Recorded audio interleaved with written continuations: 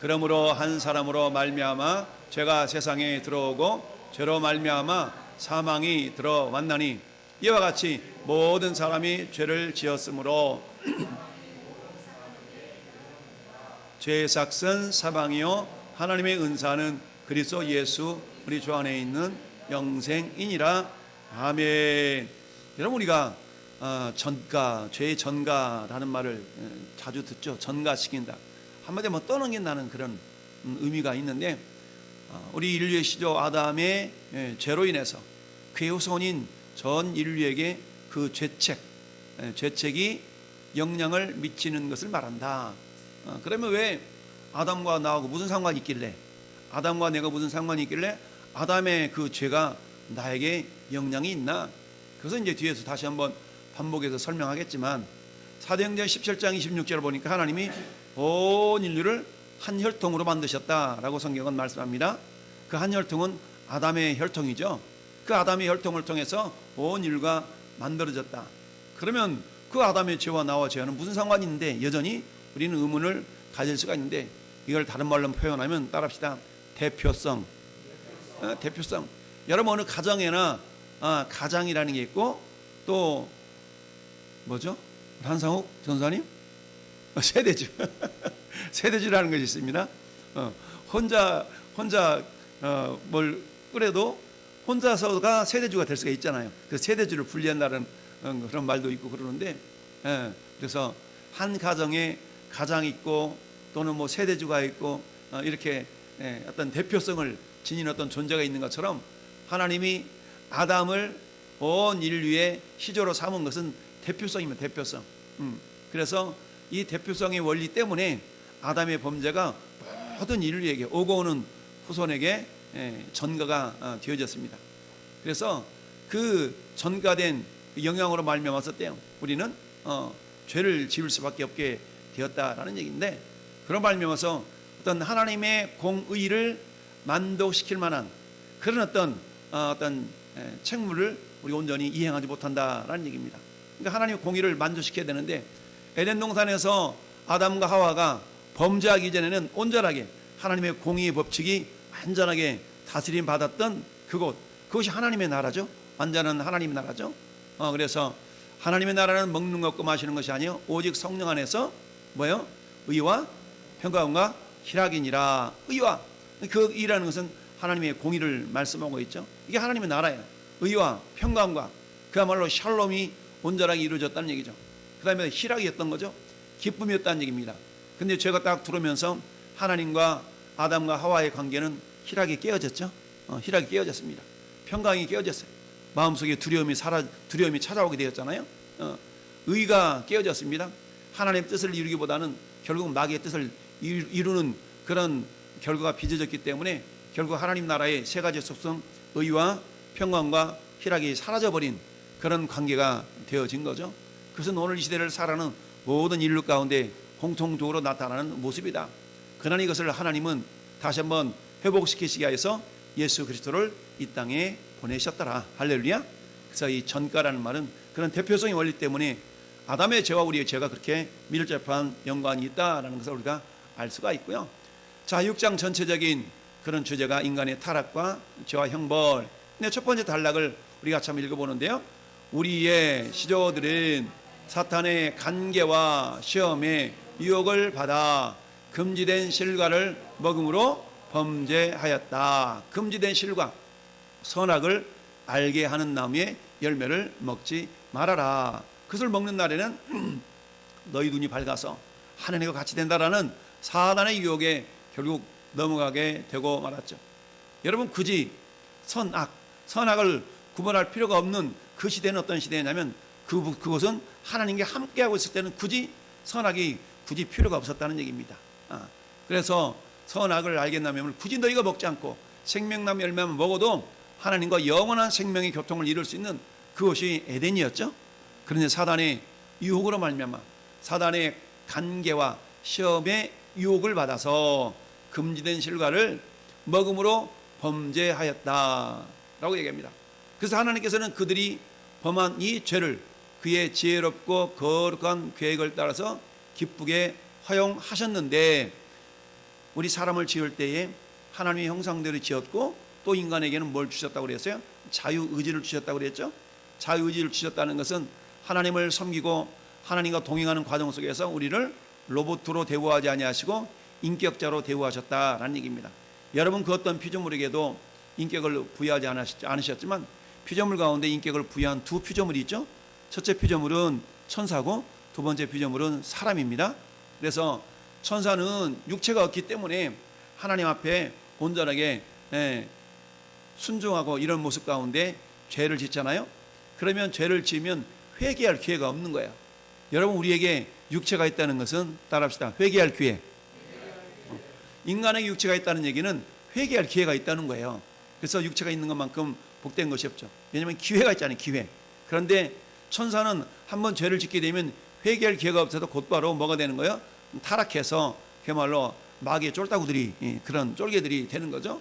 그래서 하나님께서는 그들이 범한 이 죄를 그의 지혜롭고 거룩한 계획을 따라서 기쁘게 허용하셨다.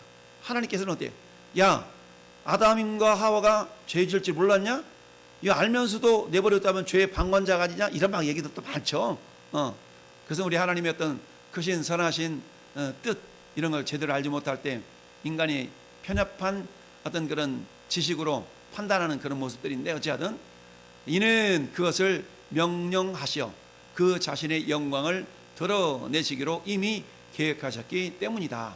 하도 무슨 저 말이 지금부터 500년 전에 이 만들어진 말을 현대어로 약간 바뀌긴 했어도 이게 쉬운 말은 아닌데 그런데 어찌하든 아담과 하와가 사단의 유혹에 넘어가서 하나님께서 금지하신 선악을 알게 하는 나무 열매를 따먹음으로 죄가 들어왔다. 이렇게 우리가 이해할 수가 있겠죠. 저런 내용들은 이제 성경이 쭉 해석하고 있는데요. 자, 창세기 3장 13절 같이 읽습니다. 여호와 하나님이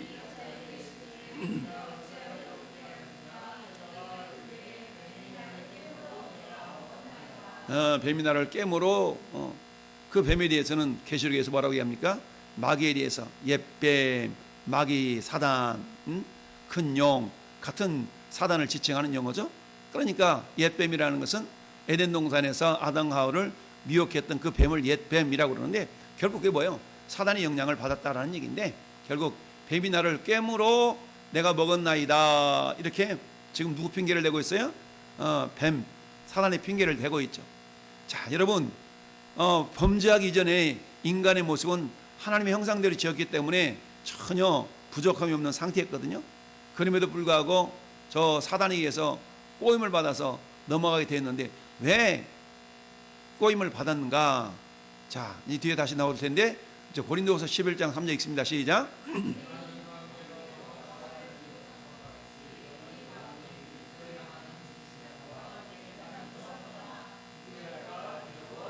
아멘. 뱀이 그 간계 교묘한 속임수죠. 속임수로 하와를 미혹한 것 같이 너희 마음이 그리스도를 향하는 진실함과 깨끗하면서 떠나 부패할까 두려워하노라. 사도 바울이 고린도 교회를 향한 어떤 근심 어린 그런 마음을 표현한 것이죠. 자, 로마서 11장 32절도 하나님의 모든 사람을 순종하지 아니하는 가운데 가두어 두심은 모든 사람에게 긍휼을 베풀려 하심이니라. 아멘. 자, 이건 결과적인 이야기거든요. 그것은 결국 순종하지 않도록 하나님 불순종하려고 하는 그 순간에 안 돼! 스탑!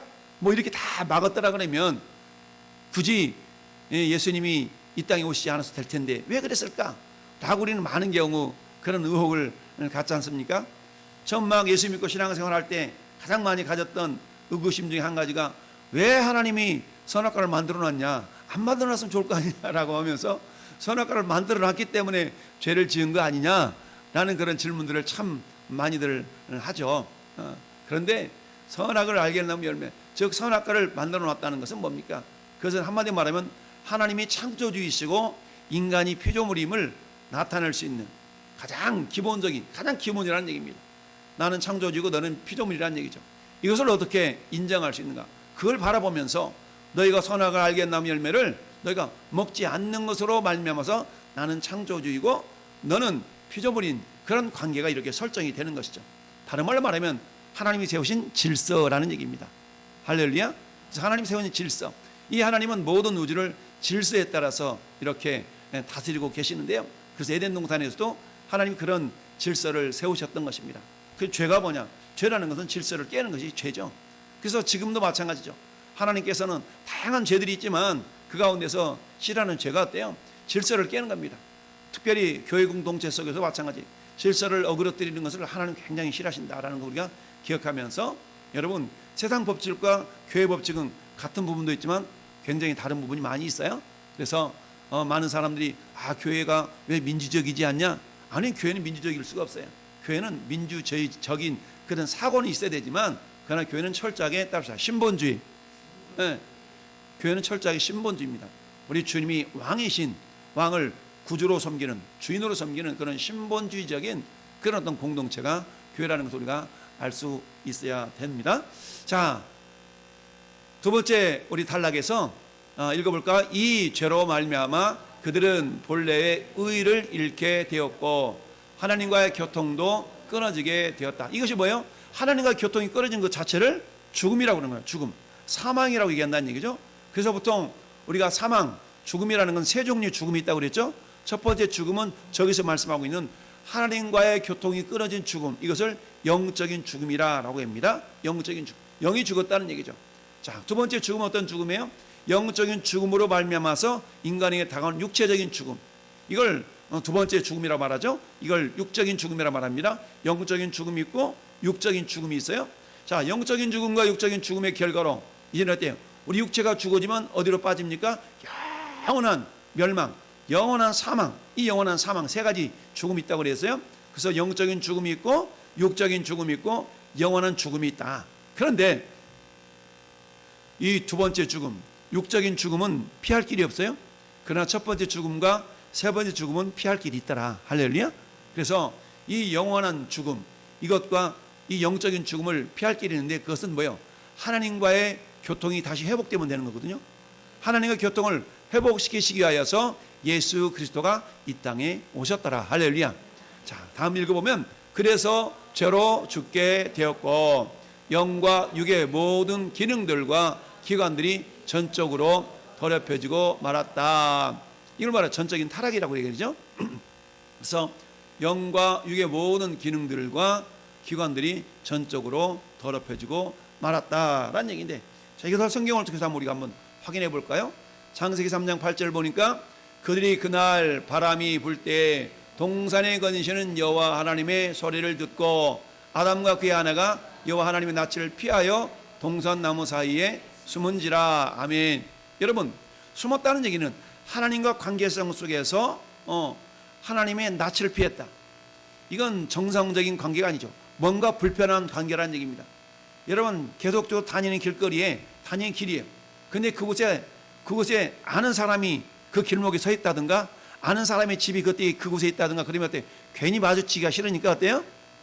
우리 삥 돌아간다든가, 아니면 그곳을 아예 가지 않는다든가, 이런 방법들을 동원하게 되죠. 뭔가 껄끄러운 관계라는 얘기입니다. 여러분, 하나님께서 사람을 지으실 때 아담과 하와는 에덴 동산에서 하나님과 교제하면서 영원토록 영생을 누리도록 지음을 받았어요. 그런데 사단의 꾀임에 의해서 하나님이 명하신 선악을 알게 하는 열매를 먹는 그 순간에 죄가 들어오게 되니까, 그 죄는 어때요? 죄는 두려움을 유발시키죠. 그럼 하면 어때요? 하나님과 관계가 불편한 관계가 됐다는 얘기입니다. 불편해. 예. 그런 것처럼 사랑이 무너지게 되면 왠지 모를 불편한 관계가 되는 겁니다. 남자와 여자가 결혼을 해서 정말 사랑하면서 알콩달콩 살다가도 어때요? 사랑이 식어지게 되면 이제 불편한 관계가 되죠. 불편한 관계가 돼. 마주보고 자다가 그 다음에 어떻게 자요? 서로 등을 대고 자다가 그 다음에 좀 떨어져. 그러다가 어떻게 자요?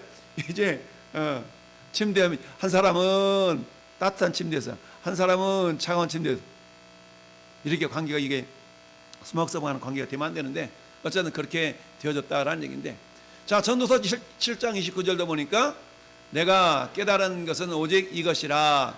곧 하나님은 사람을 정직하게 지으셨으나 사람이 많은 꾀들을 낸 것이라. 아멘.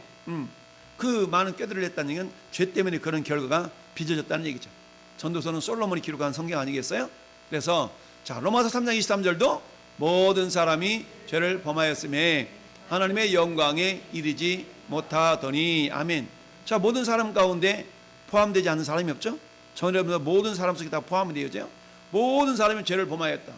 아니, 근데 무슨 죄를 졌길래 죄를 범했다는 얘기는 죄 가운데 있다는 얘기인데, 우리가 태어날 때 하나님을 모르고 태어나잖아요.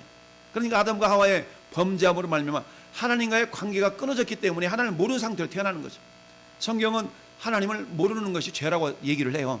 근데 세상 사람들이 죄라고 할 때는 그저 윤리 도덕적인 죄의 기준만을 죄라고 생각하지만, 성경이 말하는 죄라는 것은 주님을 모르는 것이 죄예요. 모르는 것이 죄라는 얘기입니다. 그건 왜 그래요? 아담과 하와의 불순종 때문에 하나님을 모르는 상태로 태어난다는 얘기예요. 모든 인류가. 그래서 모든 사람이 죄를 범하였음에 하나님의 영광에 이르지 못하더니. 여러분, 하나님의 영광이 이르게 위해서는 뭐예요? 당신이 뜻을 알아야 되거든요. 근데 하나님 뜻을 모르는 거예요. 왜? 교제가 끊어졌으니까 서로 대화가 안 통하는데 어떻게 뜻을 알 수 있겠습니까? 내 말 알겠지? 알겠어요. 무슨 말씀인지 알겠어요. 대화가 되면 뜻을 알잖아요. 그런데 하나님과의 교제의 관계가 끊어지기 때문에 하나님 뜻을 모르는 거예요. 그랬을 때 하나님의 영광에 이르를 수가 없는 거죠. 죄 때문에 그렇다는 얘기입니다. 자, 창세기 2장 17절 같이 읽어봐요. 선악을 알게 하는 나무의 열매는 먹지 말라. 내가 먹는 날에는 반드시 죽으리라. 아멘. 반드시 죽으리라. 먹는 날에는 반드시 죽는다 라고 하나님께서 누구한테 얘기했어요? 아담에게 얘기했어요. 아담에게 얘기했어요. 근데 하와는 그 말을 직접 듣지 못하고 아담에게 들었죠. 자, 아담에게 하나님이 저 말씀을 하실 때 하와는 아직 태어나지 않은 상태였어요. 아담에게 말씀하셨다고. 나중에 아담의 갈빗대를 지하여 하와를 지으시고, 그리고 나서 그 내용을 어때? 계속적으로 아담을 통해서 전달을 받았겠죠. 그런데 여러분, 우리가 그렇잖아요. 누군가의 뭔 말을 전달한다는 얘기는 아로 시작했다가 어로 끝날 수가 있어요. 예전에 허참 가족어록관에서 이게 뭐 귀 막고 뭐 이렇게 하면 말 전달, 끝만 말 이어가는 거, 그런 거 있잖아요. 그럼 여기서 시작했는 맨 뒤에 가면 이상한 말로 막 변화돼가지고, 이런 것처럼 하나님이 아담에게 선악을 알게 하는 나무의 열매를 먹으면 진짜 죽는다, 반드시 죽는다라고 말씀하셨지만, 아담이 하와에게 어떻게 전달을 했는지 모르겠어요. 그렇게 전달했다 할지라도 알아듣는 하와 입장에서는 자기 기준대로 또 받아들일 수도 있잖아요. 제가 동일하게 여러분에게 설교를 하지만 어떨 때 제가 여쭤보면 여러분 가운데 그러잖아요. 못 들었는데요, 그러잖아요. 안 들었다고 그러잖아요. 안 들었어. 못 들었고 모른다고 그러고, 분명히 전했는데 안 들릴 수도 있고 못 들을 수도 있고 그러잖아요. 그런 것처럼 아담을 통해 하신 말씀이 하와에게 제대로 전달이 안 됐을 수도 있다. 자, 그렇게 됐는데, 에베소서 2장 1절 시작. 그는 허물과 죄로 죽었던 너희를 살리셨도다. 아멘. 허물과 죄로 죽을 뻔한 우리를 살린 게 아니야. 이미 죽은 자들입니다. 할렐루야. 그래서 우리가 보통 대표 기도할 때 영원히 죽을 수밖에 없는 이렇게 막 우리 기도하잖아요. 근데 사실 이 말씀은, 이 이야기는 틀린 말이라고 그랬죠. 영원히 죽을 수밖에 없는 존재가 아니라 이미 영원히 죽은 존재예요. 영원히 죽었던 우리를 살리셨다고 얘가 맞는 내용인 거예요. 죽을 수밖에 없다는 얘기는 아직 안 죽었다는 거거든. 근데 영원히 이미 죽었던 존재들이에요. 그런데 그 죽었던 우리를, 죽었던 너희를 살리셨도다. 할렐루야. 이미 우리는 죽었던 존재였어. 영원히 죽었던 존재였지만 우리 주님의 은혜로 우리는 살리심을 받았다라는 얘기입니다. 할렐루야. 자, 그러면서 디도서 1장 15절도 같이 읽어보면, 깨끗한 자들에게는 모든 것이 깨끗하나 더럽고 믿지 아니하는 자들에게는 아무것도 깨끗한 것이 없고 오직 그들의 마음과 양심이 더러운지라. 아멘. 여러분, 잘 보니까 깨끗한 자들에게는 모든 것이 깨끗하다. 자, 깨끗한 어떤 자가 깨끗해요? 믿는 자가 깨끗하죠. 우리가 믿을 때 주님의 보혈이 우리 양심까지도 깨끗하게 했다고 그랬지 않습니까? 주님의 보혈은 이처럼 우리 모든 죄를 깨끗하게 할 수 있는 능력이 있는 것이 예수님의 보혈이죠. 그러나 믿지 아니하는 자들에게는 아무것도 깨끗한 것이 없다. 그들의 마음과 양심까지도 더럽다라고 성경은 말씀하고 있습니다. 자, 창세기 6장 5절도 보니까 여호와께서 사람의 죄악이 세상에 가득함과 그의 마음으로 생각하는 모든 것이 항상 악할 뿐임을 보시고. 자, 이처럼 하나님과 관계가 끊어지니까 그들 마음 가운데는 어떤 생각, 항상 악하다는 얘기는 자기중심적이라는 얘기죠. 자기중심적이라는 얘기죠. 자, 예레미야 17장 9절도 만물보다 거짓되고 심히 부패한 것이 사람의 마음이라 누가 능히 이를 알려마는. 가장 부패한 것이 사람의 마음이에요. 이 부패한 마음에서 나오는 것이 부패한 언행, 심사, 언행 아니겠습니까? 그래서 성경은 기록된 바 의인은 없나니 하나도 없더라. 할렐루야. 하나님을 찾는 사람도 없고, 그래서 어때요?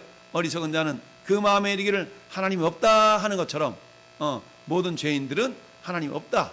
그리고 뭐예요? 18절에 이렇게 기록하고 있습니다. 그들은 하나님을 두려움이 없도다. 하나님을 두려워하지 않는 겁니다.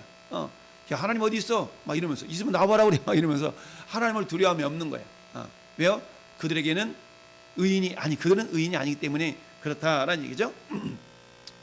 자, 세 번째 챕터, 세 번째 단락 보니까 시작. 그들이 온 인류의 시조이기 때문에 그들이 범한 이 같은 죄의 죄책은 모든 후손에게 전가되었고, 그로 인하여 바로 그 사망과 부패한 성품이 통상적인 출생법에 의하여 그 시족에서부터 후손들에게 유전되었다. 아멘. 네, 아까 얘기했잖아요. 저기 사도행전 17장 26절 말씀에 우리 하나님 모든 인류를 한 혈통으로 만드사, 한 혈통으로 만들었어. 그 혈통이 아담의 혈통이라고 그랬죠.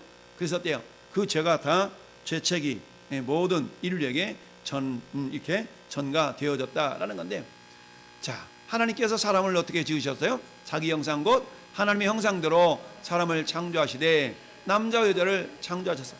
그 하나님 자기 형상대로 사람을 창조하셨지만 어때요? 하나님이 야, 에덴 동산의 모든 나무 열매 네가 입으로 먹어도 돼. 그런데 선악을 알게 하는 열매를 먹으면 진짜 죽는다? 하나님의 형상이 사라진다는 얘기죠. 그러니까 어때요? 여러분, 우리가 그러잖아요. 아우, 짐승. 뭐예요? 우리에게 하나님의 성령께서 우리 안에 역사하지 않으면 우리는 짐승들과 다를 바가 없는 거예요. 짐승과 똑같은 겁니다. 짐승과 사람의 차이는 뭡니까? 하나님이 흙으로 사람을 빚으셨죠? 하나님이 짐승을 뭘로 빚으셨어요? 네? 말씀을 했겠는데 말씀을 빚은 것이 아니라 숨이 있는 호흡이 있는 이 생물들은 하나님이 흙으로 빚었어요. 흙으로. 다른 건 말씀으로 빚었지만 흙으로 빚었다고.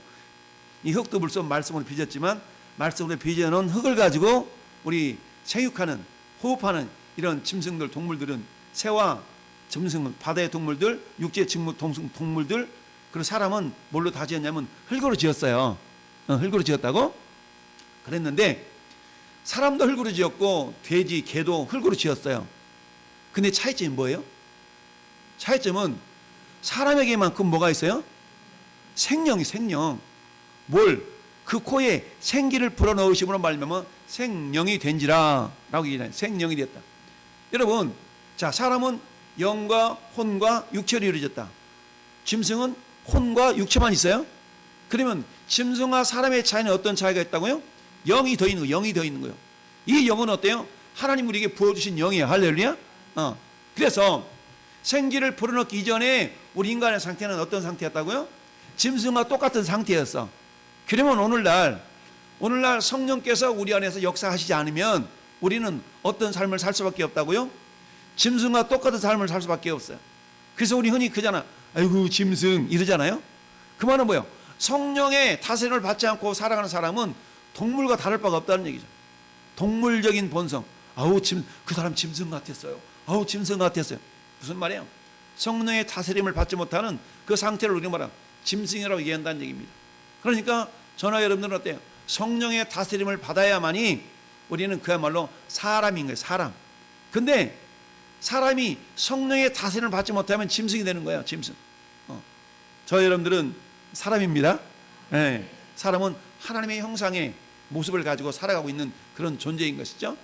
자, 그래서 로마서 5장 12절 다시 한번 읽어보면 그러므로 한 사람으로 말미암아 죄가 세상에 들어오고 죄로 말미암아 사망에 들어왔나니 이와 같이 모든 사람이 죄를 지었으므로 사망이 모든 사람에게 이르렀느니라. 아멘. 왜? 죄의 삭은 사망이니까. 죄의 삭은 사망이다라고 로마서 6장 23절에 말씀하고 있기 때문이죠. 자, 고린도전서 15장 21절 보니까 사망이 한 사람으로 말미암아 왔으니 죽은 자의 부활도 한 사람으로 말미암으며. 이게 대표성의 원리거든요. 그러니까 아담도 인류의 시조예요. 그런데 예수님을 성경은 뭐라 말씀하고 있냐면 따라서 마지막 아담. 예수님을 마지막 아담이라고 얘기합니다. 그러면 이 아담에 의해서 우리의 혈육을 혈통을 통해서 이 땅에 태어난 모든 족속들은 아담 때문에 사망이 왕노릇했지만 땅에 속하지 아니하신 예수님을 통해서는 우리로 말미암아서 어때요? 이제 주님과 함께 왕노릇할 수 있는 그런 생명이 왕노릇하는 그런 존재가 된 겁니다. 할렐루야. 자, 그래서 22절도 보니까 아담 안에서 모든 사람이 죽은 것 같이 그리스도 안에서 모든 사람이 삶을 얻으리라. 아멘. 왜요? 아담을 통한 사망이 왔다면 예수님은 이 땅에 내가 곧 길이요 진리요 생명이잖아요. 살리는 영으로 이 땅에 오셨기 때문에 그렇다. 자, 45절도 보니까 기록된 바 첫사람 아담은 생령이 되었다 함과 같이 마지막 아담은 살려주는 영이 되었나니. 아멘. 아담은 생령, 살아있는 영이에요. 살아있는 영이지만 예수님은 살려주는 영이에요. 할렐루야. 살아있는 영과 살려주는 영은 다르겠죠. 살아있는 영이라는 것은 자기 자신의 생명을 지키기에 굉장히 그런 존재라 그러면 예수님은 살려주는 영이기 때문에 생명을 주는 자라는 얘기죠. 그와 같이 그래서 예수님 때문에 우리 안에 그 생명이 다시 들어오게 된 것이죠. 자, 49절도 보니까 우리가 흙에 속한 자의 형상을 입은 것 같이 또한 하늘에 속한 자의 형상을 입으리라. 아멘. 이게 하늘에 속한 자의 형상은 이제 어때요? 저 영원한 하늘나라에 가면 우리 부활의 몸을 통하여서 그게 증거가 되겠죠. 그래서 지금은 어때요? 지금 흙에 속한 자의 형상을 입은 몸이 된 거예요. 이 몸뚱아리는 이제 주님이 이 땅에 오시는 때에 이 몸뚱아리가 부활의 몸으로 변화된다고 그랬어요. 내가 예수님이 오시기 전에 죽으면 우리는 부활의 몸을 덧입겠지만 예수님이 오실 때 우리가 죽지 않으면 어떻게 된다고 했어요? 변화가 된다고 했어요. 변화. 순식간에 변화된다라고 말씀하고 있어요.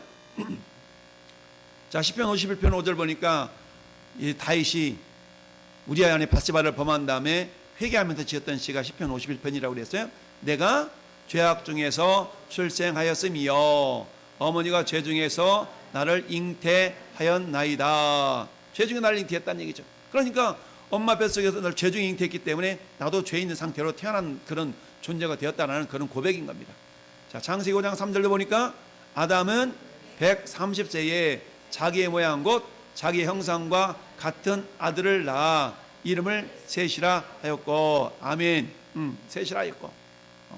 그래서 자기를 닮았다는 얘기죠. 우리가 그렇잖아요. 우리 장로님의 아버지의 성씨가 이씨 맞죠? 자, 이게 안 보고도 잘 알아. 할아버지의 성씨도 아마 이씨죠? 증조 할아버지 성씨도 이씨죠? 고조 할아버지의 성씨도 이씨죠? 네, 그대로 씨를 받잖아요. 씨. 네. 그러니까 아담의 씨가 어디로 간 거예요? 저 셋에게 간 거죠. 그 씨를 통해서 유전이 되지 않습니까?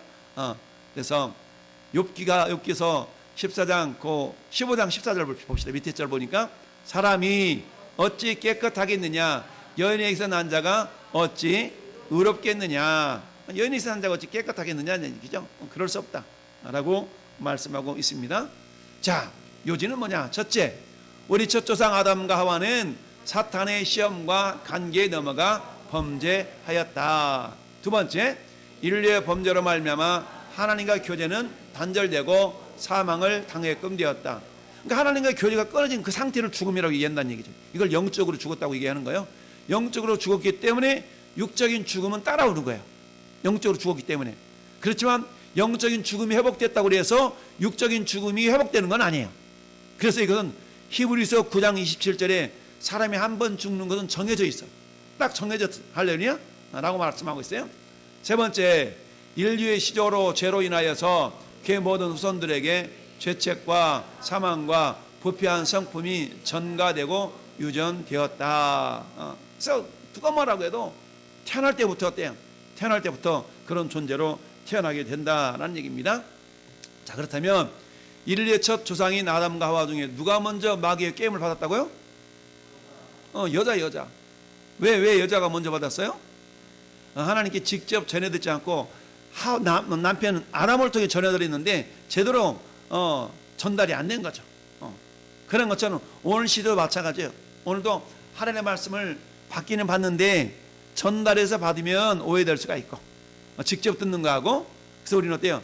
하나님의 말씀 항상 말씀이 과연 그러한가? 베레아 사람들은 데살로니가 사람들보다 더 신사적이어서 하나님의 말씀이 과연 그러한가 하고 상고하거니와 그랬죠? 하나님의 말씀 어때요? 허투루 듣지 말고 집중해서 듣고 반복해서 듣고 할렐루야. 그래서 반복이 굉장히 중요하다. 자, 디모데전서 2장 13절 14절 보니까 이는 아담이 먼저 죄를 받고 하와가 그으며 아담의 속은 것이 아니고 여자가 속아 죄에 빠졌음이니라. 아멘. 그러니 우리가 들을 때에 집중해서 듣지 않으면 마귀는 어때요? 교묘하게 우리가 듣는 것에 뭔가를 더 첨부시켜서 오해하게 만들고 죄에 빠지게 만든다. 이게 사단의 모습인 것이죠. 자, 그래서 도적이 오는 것은 도둑질하고 죽이고 멸망시키는 것 뿐이요 라고 그랬잖아요. 도둑질해. 뭘 도둑질합니까? 우리 마음 가운데서 믿음을 도둑질해 가잖아요. 믿음을 도둑질해 가는 것 같아요. 불신이 싹이 나는 거 아니겠어요? 그래서 어떻게 돼요? 결국은 속아 넘어갈 수밖에 없는 그런 존재가 되는 겁니다. 옛 뱀인 사단이 하와를 미혹하게 한 방법이 뭐였어요? 간계, 간사한 속임수, 교묘한 꾀를 통해서 하와를 속였다는 얘기입니다. 넘어지겠어요. 그러면 저 방법 오늘날에도 그대로 사용하겠죠? 그러니까 우리는 어때요? 교묘한 속임수에 넘어가면 안 돼. 여러분, 마귀가 하와를 속일 때 하나님 말씀으로 속였잖아요. 그렇잖아요. 야, 정말 하나님 모든 나무 열매를 먹지 말라 그러디? 라고 말씀을 가지고 이렇게 접근했어요. 근데 말씀을 제대로 알았더라면 무슨 소리야? 먹으면 반드시 죽는다 그랬어. 이래 될 텐데 마귀가 뭐래요? 아니, 하나님이 죽을까? 이게 무슨 말이야? 안 죽을 수 있다는 얘기 아니겠어요? 하나님은 반드시 죽는다고 얘기했지만 하와의 생각에는 죽을까 하노라요. 죽을까 하노라. 죽을까 하노라는 얘기는 안 죽을 수 있다는 거 아니겠어요? 그런데 사단이 어때요? 거봐 안 죽을 수 있다니까. 그런데 그거 안 죽어. 이렇게 지금 변화된 거 아니겠습니까? 여러분, 마귀는 지금도 마찬가지. 예수님도 시험할 때 마귀가 뭘로 시험했어요? 말씀으로 시험했어요. 그런데 예수님은 말씀에 대해서 정확히 하셨기 때문에 말씀으로 마귀를 이겼지만 하와는 말씀에 대해서 분명하게 알지 못했기 때문에 그 말씀 때문에 넘어지는 거예요. 오늘날도 마찬가지죠. 오늘날도 말씀을 제대로 알지 못하면 우리는 어때요? 이단에 넘어가기도 하고 그 말씀 때문에 시험에 들기도 하고 그런 일들이 발생하게 되는 거 아니겠어요? 그래서 하나님의 말씀을 제대로 알 때만이 우리가 사단의 괴계를 이겨낼 수가 있다라는 얘기입니다. 자, 마귀의 근본적인 죄가 뭔가? 죄라는 것은 결국 뭐예요? 교만이에요. 교만. 새로 입기한 자도 말지니 교만하여져서 마귀를 정죄하는 그 정죄에 빠질까며.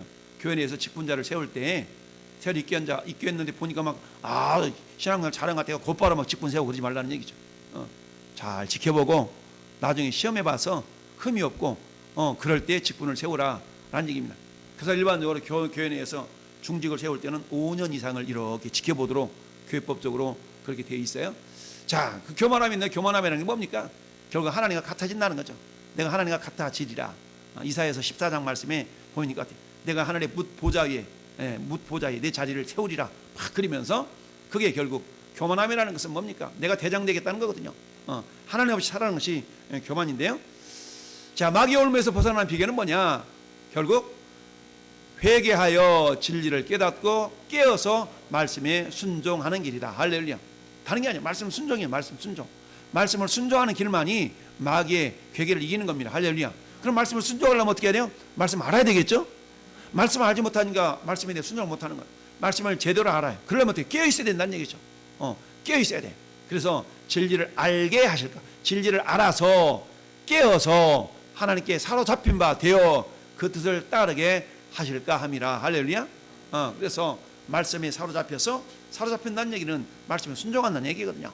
그래서 말씀에 순종하는 길이 결국 마귀 올무를 이겨내는 길이다. 그래서 깨어있으라고 말씀하고 있습니다. 죄에 대한 징벌인 사망은 무엇으로 인하여 왕노로 타게 되었나요? 한 사람 아담의 범죄함으로 말미암아서 사망이 왕노릇했지만 그러나 예수님 한 분 때문에 이제 생명 안에서 왕노릇할 수가 있다라고 말씀하고 있습니다. 마지막 7번째, 첫사람 아담의 죄가 그 후손인 온 인류에게 전가된다고 하는 것은 어떤 원리에서 그런가? 아까 얘기했죠? 어떤 원리? 대표성의 원리라고 그랬어요. 아담은 모든 인류의 대표이기 때문에 그의 죄는 모든 인류의 죄가 되는 것이에요. 그 대표성의 원리입니다. 이게 아까 읽어봤던 로마서 5장 11절의 말씀입니다. 자, 이처럼 인류의 타락이라는 것은 아담과 하와를 하나님 지으실 때 에덴 동산에서 영원토록 하나님과 영생을 누리는 자가 되도록 하나님 말씀하셨어요. 그리고는 어때요? 근데 있잖아, 나는 창조주고 너는 피조물이야 라는 그 기준으로 선악을 알게 하는 나무 열매를 이렇게 먹지 말도록 했다는 얘기입니다. 그래서 선악을 알게 하는 나무 열매, 내 의지, 내 생각, 내 뜻을 표명하면서 아니야 먹을래, 그러지 말라는 얘기죠. 내 의지와 내 생각과 내 뜻을 온전히 하나님의 뜻에 이렇게 맞춰 드리는 것을 우리가 온전한 신앙이라고 표현하거든요. 사단은 오늘 또 우리가 온전한 신앙인의 삶을 살지 못하도록, 뭔 소리야, 네 맛이, 네 뜻이, 네 생각이 맞지, 네 뜻대로 해야지, 네 인생 네 거지 라고 합니다. 그래서 어때요? 내 거야, 내 인생 내 거야, 워라벨, 즐겨라, 네 인생을 즐겨라, 막 이런 말들을 막 하지 않습니까? 물론 우리가 즐길 부분이 있지만 그러나 우리 어디 안에서 그리스도 예수 안에서 즐김이 되어야 되지, 그리스도 예수를 벗어나는 것 자체가 이미 사단에 의해서 넘어갈 수밖에 없는 그런 연약한 인생이 될 수밖에 없다. 자, 오늘 다시 한번 인류의 타락에 대해서 생각해 보았고, 하나님 그렇다면 우리가 말씀에 순종하는 길만이 사단의 유혹을 이기는 길임을 기억하면서 말씀에 순종하려면 말씀을 제대로 알아야 돼요. 그러기 위해서 깨어서 말씀과 가까이, 할렐루야, 말씀에 붙들려, 그래서 말씀에 순종하는 자라야만이 사단의 유혹을 이길 수가 있고 주님과 날마다 동행할 수가 있다. 오늘 우리가 깨어서 주님, 내가 사단의 유혹을 이겨낼 수 있는 믿음의 사람이 되게 해달라고 우리 같이 한번 잠깐 합심하여 같이 기도하겠습니다. 같이 한번 기도합니다.